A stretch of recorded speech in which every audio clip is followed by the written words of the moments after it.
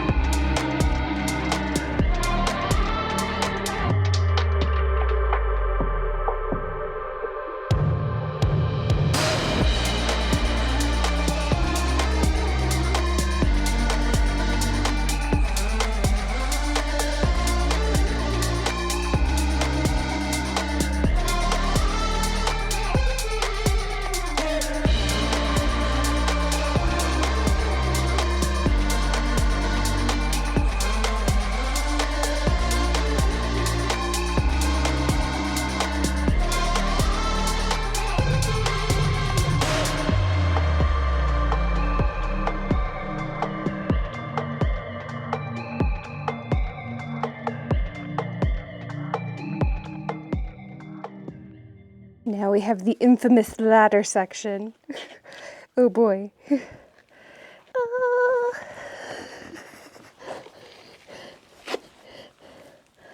Nice little handhold. Okay.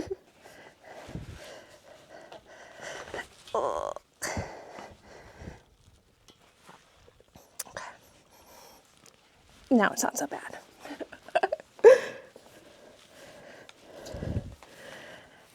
Easy peasy.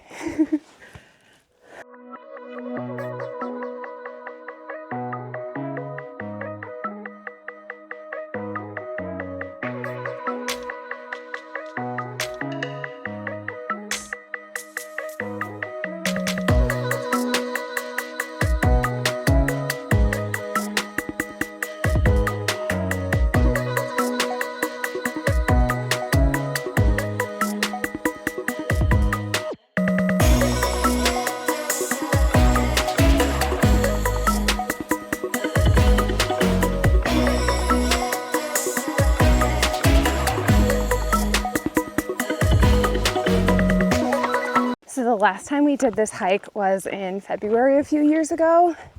And so the shady portions of the trail had some snow and ice on it. So that's just something to keep in mind if you're coming out here during the winter.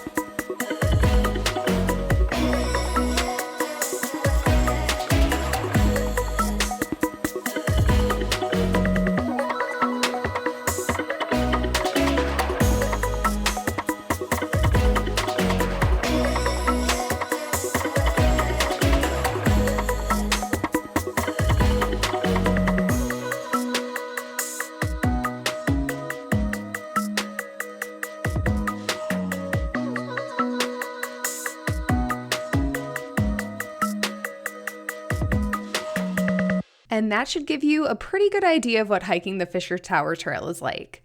If you hike all the way out to the end of the trail, it's roughly 5 miles round trip from the new lower parking lot with about 1,500 feet of elevation gain, give or take. The majority of the elevation gain is going to be on the hike out, but you'll also gain a little elevation on the way back because of the way that the trail weaves in and out of washes. The last really important thing to keep in mind on the trail is to practice leave no trace. It should go without saying, but make sure you pack out all of your trash, including food scraps and dog poop. Human waste should also be packed out in the desert because it takes a long time to break down out here. While you're on the trail, also make sure to stay on durable surfaces. This includes the developed portions of the trail along with solid rock and sandy wash bottoms. Ultimately, this is a really great hike that I highly recommend the next time you're in the Moab area. Happy hiking!